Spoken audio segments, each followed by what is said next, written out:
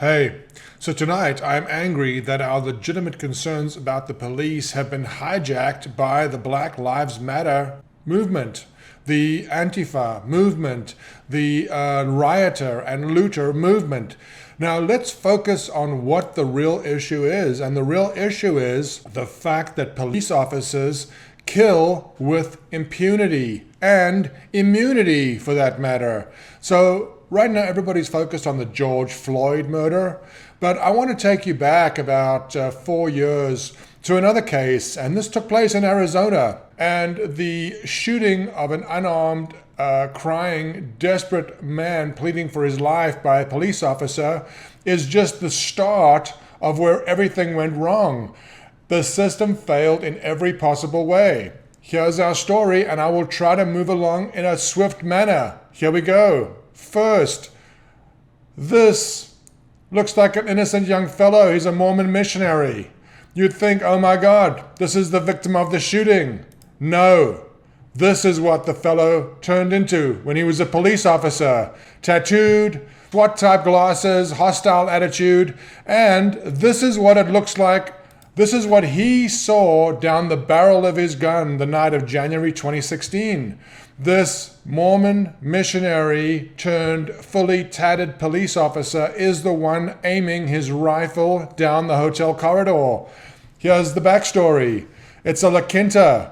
The man you see on his knees does pest control. He is showing another couple, a man and woman, his 2 air rifles that he uses to kill squirrels as part of his pest control business. Somebody in the hot tub down below sees a guy with a rifle. They call the police. The police arrive. Oh my God, there's a guy with a rifle. Yet, here comes a man. He has no rifle. He is on his knees. His hands are above his head. There is a link below. I will warn you, it's very graphic. The man is clearly in fear for his life, and justifiably so.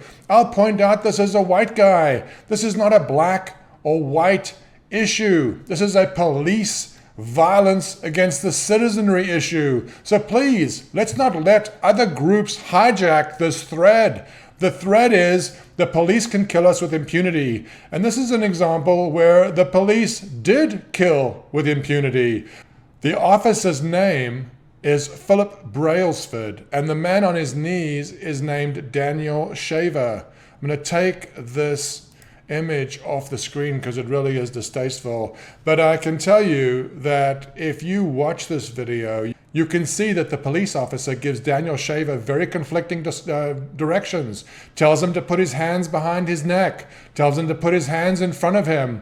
I mean, when the man is lying face down with his hands clasped behind his neck and his legs crossed, why is he not then subsequently handcuffed and arrested? Instead, he's directed to keep his hands off the ground, then he's directed to crawl, and then he is shot 5 times by Brailsford. Brailsford, who, as it turns out, had this engraved on his gun. This is his personal AR-15 that he was allowed to bring to work. This is the Mesa, Arizona Police Department. He was subsequently fired. The story gets very strange, but he was subsequently fired from the police department for this transgression. Apparently it's not considered appropriate to write "you're effed" on potential murder weapons, especially when they subsequently become murder weapons. It looks embarrassing. So here's how the situation progressed. Unlike many police murders, this one actually went to trial, and Brailsford was accused of 3rd-degree murder. As a matter of fact, they offered him a plea bargain where he declined to accept the plea. If he had accepted the plea, he would have gotten a minimum of probation and a maximum of 3.5 years. But the police officer rolled the dice, and here he is in court. He rolled the dice, and their strategy, as it turns out, worked. Their strategy was that, as you can see here, he claimed that because he was a police officer, his reactions would be very different to that of an individual. As a matter of fact, it was argued that he should not be judged by the same standards as an ordinary individual, because his argument is just because a man is on his knees crying and begging for his life, that this should be ignored, that he's trained to ignore it. And as you can see in this amusing summary by the newspaper description, the counterintuitive argument that the jury agreed with was that police, with their special training, would be less careful with guns than we would be, we the citizenry. Okay, so bad enough. Police officer is acquitted.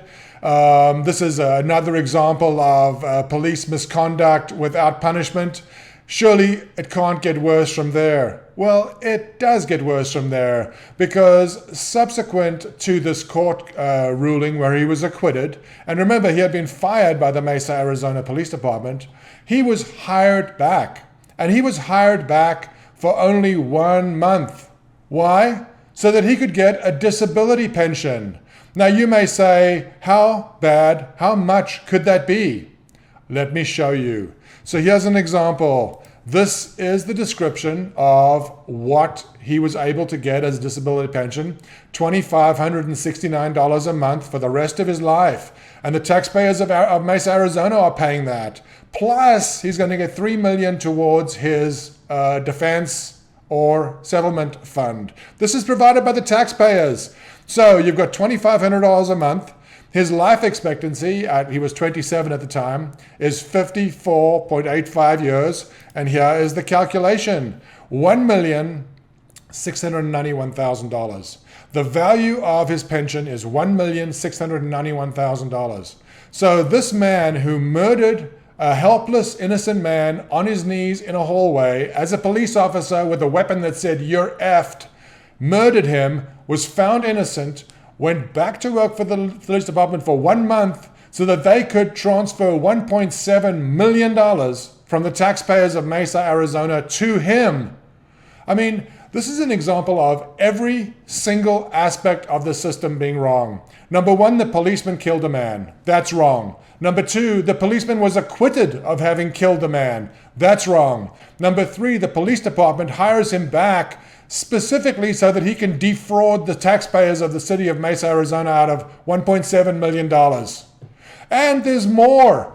The other three officers, neither of whom felt that they needed to fire a shot because they didn't feel threatened, unlike Brailsford, they were all granted immunity. And if you look at a video from a couple of days back, you can see me railing against this qualified immunity issue because the Supreme Court has ruled that unless the circumstances are identical to another precedent-setting case, then the officers could not have known that what they were doing was illegal. Crazy, crazy nonsense. This is the law as it exists in America today. And this is how law enforcement exists in America today. This is not black versus white. This is the police versus the rest of us. And if we let any other group hijack that message, we will not get the justice that we're all crying out for. Please, wake up.